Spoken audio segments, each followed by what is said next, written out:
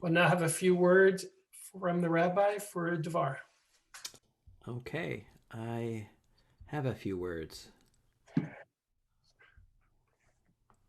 Um, I want to take a look at um, basically kind of go back to something I discussed last night, and that I talked about in a different context, but that I found actually upon a little additional study connects to our parsha, although not the part that we read today. So just a couple of thoughts.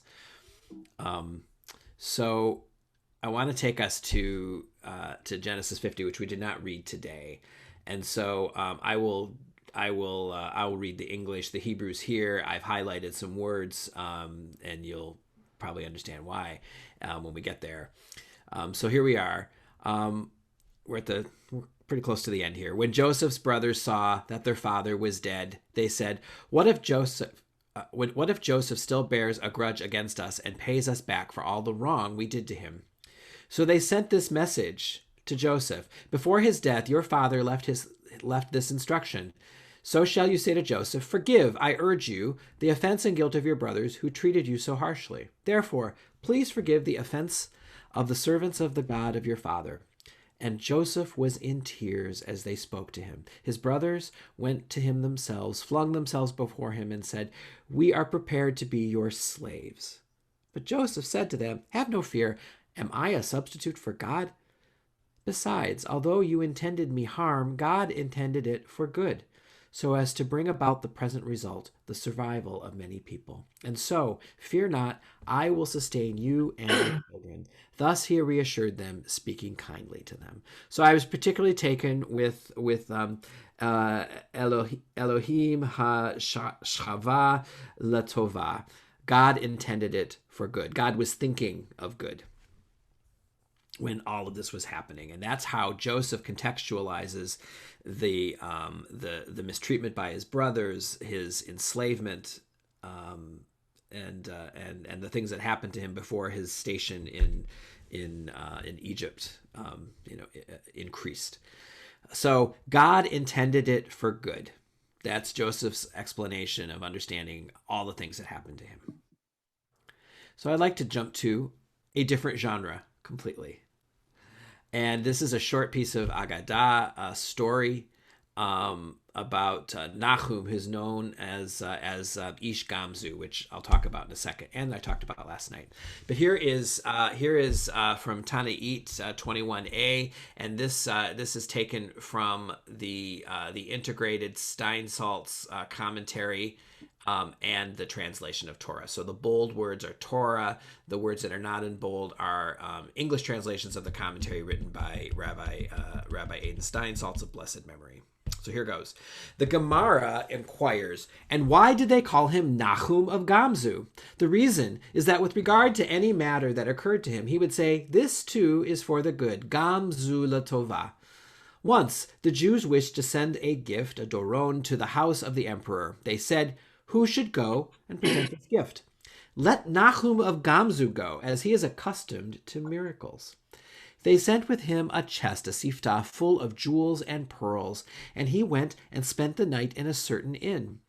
During the night, these residents of the inn arose and took all of the precious jewels and pearls from the chest and filled it with earth.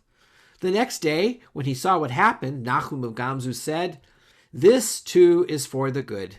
When he arrived there at the ruler's palace, they opened the chest and saw that it was filled with earth. The king wished to put all the Jewish emissaries to death. He said, "The Jews are mocking me."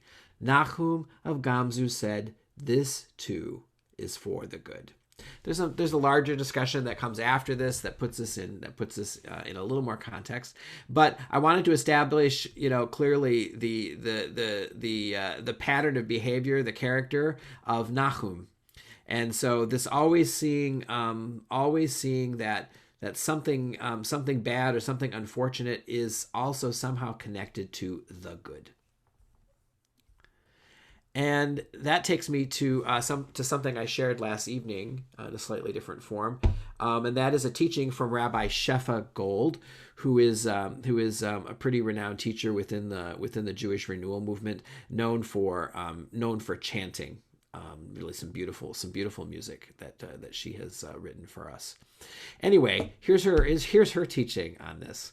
Nahum, a great sage who was Rabbi Akiva's teacher, was nicknamed Ish Gamzu, the Gamzu man, because no matter what happened, he would say about it, this is also for the good.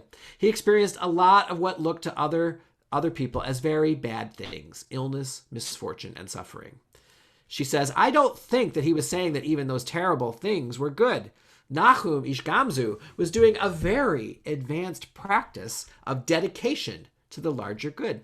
This larger good holds inside of it everything we think of as good and bad. And he was stepping inside a vast and radical place of not knowing.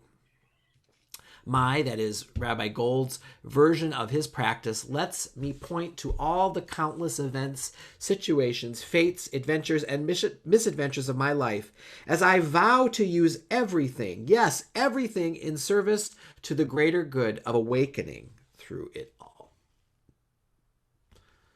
So I have a couple of 4 ideas that I take from this and I offer to you for your consideration.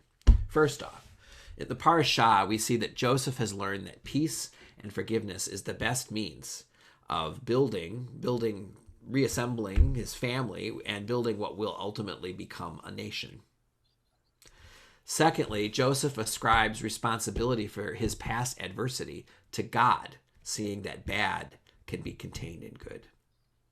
And that this outlook is reflected in the Agadah that I shared with you from Ish Gamzu, Gamzu LaTova. This too is for the good. And Rabbi Shefa Gold teaches that this thinking is the basis for a spiritual practice of understanding maybe not only the things that are happening to us, but actually reflecting on the greater reality of existence.